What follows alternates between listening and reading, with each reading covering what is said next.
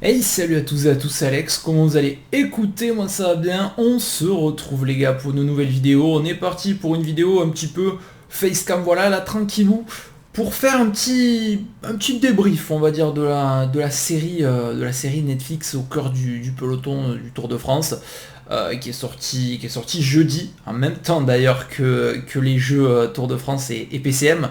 Donc voilà, on va faire un petit débrief à chaud. On va pas faire un résumé, parce que je pense que voilà, vous l'avez vu, et en plus c'est clairement un résumé du Tour de France, donc on connaissait un petit peu, on peut pas se faire spoil ou quoi que ce soit. Donc je vais dire un petit peu ce que j'en pense. Alors, de manière générale, c'est vraiment plutôt bien, plutôt intéressant. J'avais un avis mitigé avant, parce que autant la série sur la Formule 1, j'aimais bien, on va dire, parce que bah, voilà, ça me permettait de faire découvrir la Formule 1, même si quand on est, on va dire, un suiveur, c'est pas non plus... C'est assez relaté en fait, et c'est pas totalement exact. La série sur le tennis, je n'ai pas du tout aimé par contre, j'ai pas du tout accroché, je sais même pas si je suis allé jusqu'au bout, donc c'est pour vous dire. Mais voilà. Donc j'étais un petit peu mitigé. Donc à l'arrivée, je suis assez satisfait, on va dire, niveau image. Les images sont très belles, même si, point négatif, c'est que à des moments, ils nous mettent des images qui collent pas forcément avec le moment qu'ils essayent de retracer. Donc je trouve ça assez perturbant en fait. Donc voilà, il y a des images par exemple où ils nous montrent un Philipsen qui lance un sprint, et après il nous montre une autre image où c'est pas dans la même étape, je parle notamment pour Carcassonne. Enfin, il y a des images avec Geraint Thomas qui nous montrent dans les Pyrénées, après ils font un cut, ils nous le remettent dans les Alpes. Il n'y a pas une suite logique, et c'est vrai que pour attirer des personnes qui connaissent pas du tout, ou qui suivent, on va dire, le tour, voilà, ils se mettent devant le canapé, ils sont en vacances, ils regardent le tour rapidement. C'est vrai que c'est pas mal, mais c'est vrai que nous, on connaît les étapes, on les a vues, on a passé 6 heures sur les étapes de plaine. Donc c'est vrai que c'est un petit peu bizarre, un peu perturbant. Mais bon, en soi, c'est des jolies images, les musiques sont très intéressantes, donc on va dire au niveau du montage, c'est plutôt bien réussi. Moi j'ai bien aimé les parties, on va dire coulisses, j'aurais aimé avoir un peu plus de ça d'ailleurs. C'est un petit peu mon regret.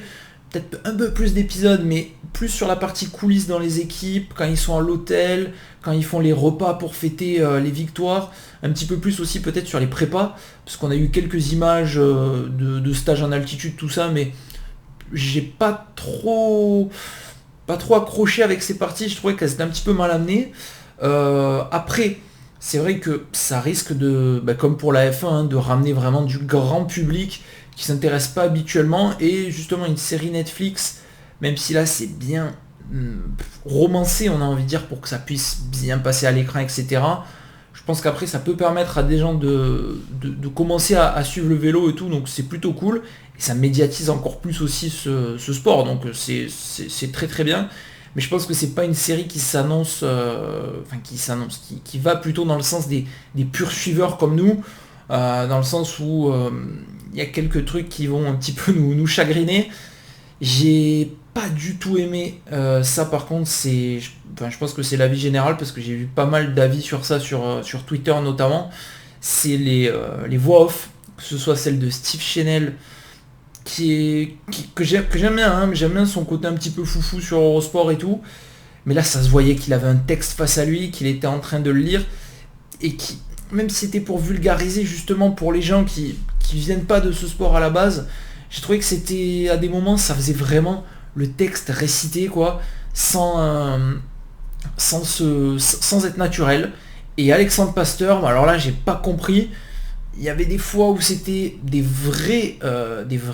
enfin la vraie voix, oui, non, mais c'est la vraie voix de Pasteur, mais je veux dire des vrais commentaires qu'on a eu en live pendant l'étape, même si après, moi je regarde un peu Eurosport, un peu France TV, je switch un petit peu, donc c'est peut-être moi qui me trompe, mais il y a des fois où on voit que c'est vraiment de la voix off, et c'est pas naturel non plus, enfin on le voit, hein, que c'est pas leur métier, on voit que c'est des commentateurs de live, mais là sur de la voix off, c'était vraiment très particulier, et j'ai pas aimé des matchs, j'ai pas apprécié ces parties là, parce que j'ai trouvé que c'était pas intéressant en fait, tout simplement.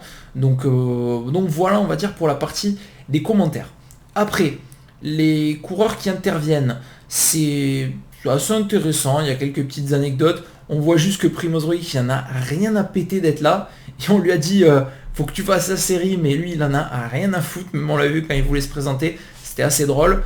Je trouve que les immersions dans les équipes sont bien, mais c'est dommage qu'on n'ait pas eu, on va dire, toutes les équipes, parce que on n'a pas Tadej Pogacar. J'aurais bien aimé avoir, parce qu'en plus c'est un mec qui est toujours le smile, et là justement ça aurait été intéressant d'aller dans les coulisses un petit peu, de voir comment il réagit sur l'étape du Granon, etc. On avait Jumbo après qui était assez intéressant, même si on a essayé de montrer qu'il y avait un peu une rivalité entre Van Aert et Vingegaard quand il n'a pas attendu au Cap Blanc-Nez. Mais bon, franchement, c'était presque un petit peu pour faire une rivalité en fait, où il n'y en a pas spécialement.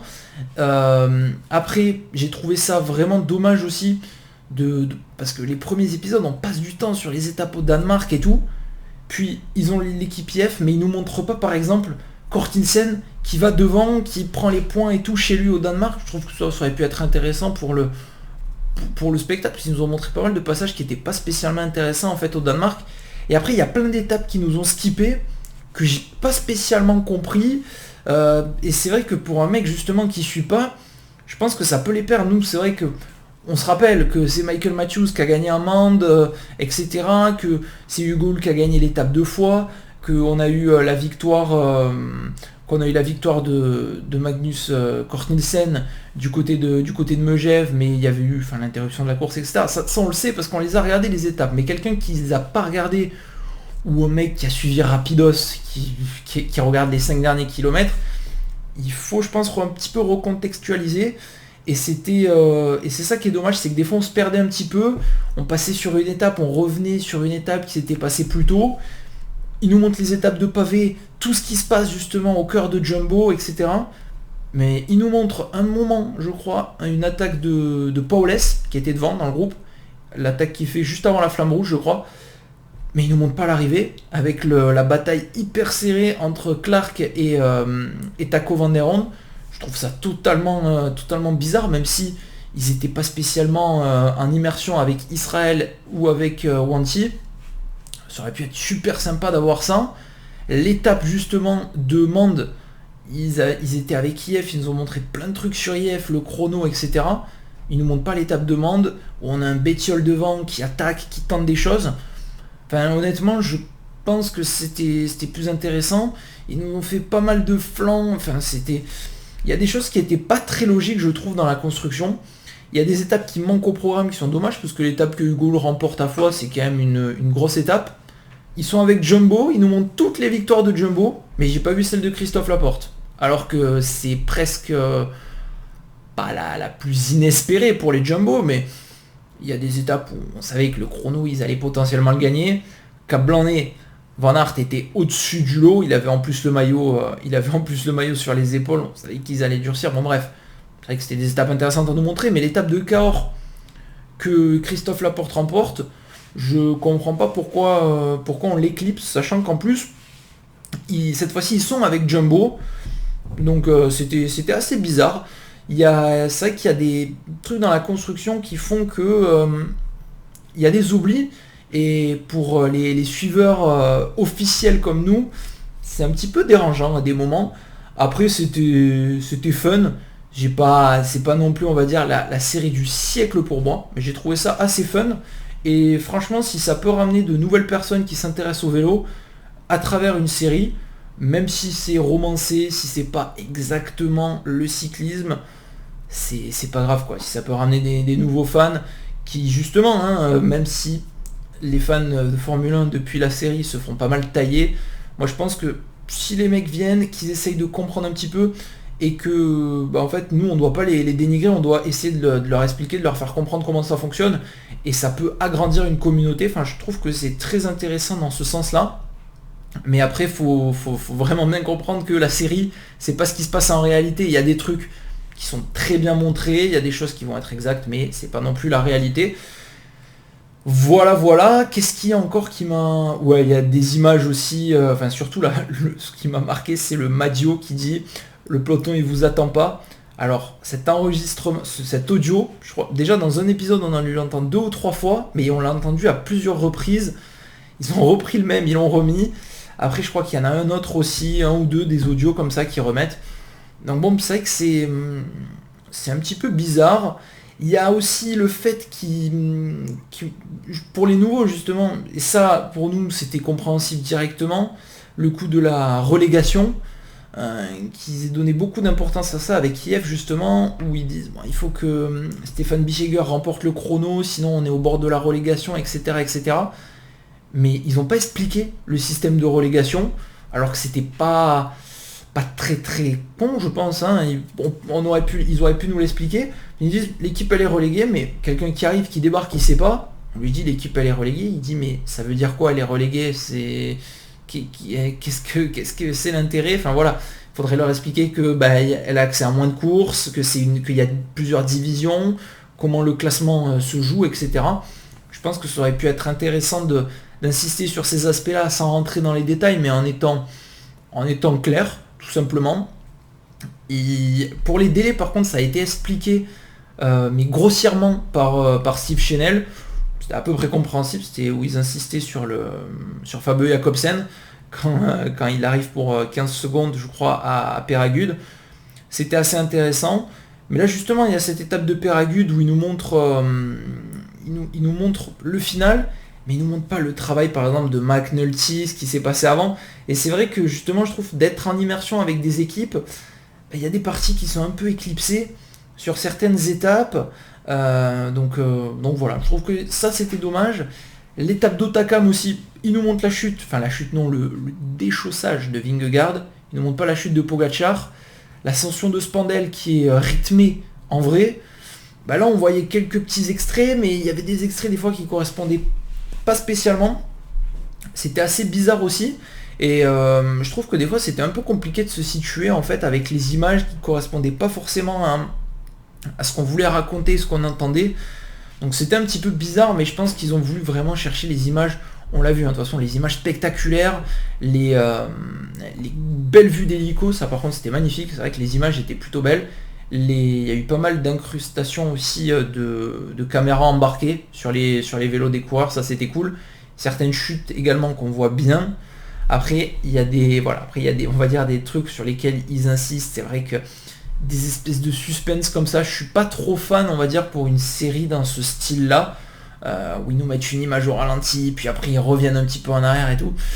Je suis pas fan. C'est vrai que moi je m'attendais, c'est pas forcément ce à quoi je m'attendais à vraiment plus un style reportage où on allait plus être dans l'immersion, dans les équipes, voir comment on se prépare, voir les briefings, les trucs comme ça. Et c'est un petit peu passé à côté. Donc bon, voilà pour mon avis. On va dire mitigé. Je mettrai un bon 13 ou 14 à cette série quand même, qui est loin d'être dégueulasse. Par rapport à tennis, c'est Breakpoint je crois. Là c'était. Enfin moi j'ai pas du tout accroché. Les séries F1 Drive to Survive, j'avais bien aimé au début, mais après je trouvais que ça devenait un petit peu lourdeau, donc j'ai arrêté. Je sais même pas si j'ai vu les 2 dernières saisons. Donc voilà. Mais je dois avouer, c'est vrai que voilà, cette série là, au cœur du peloton, on sait qu'on va avoir d'autres saisons. Donc à suivre, on verra justement ce qu'il y a en plus.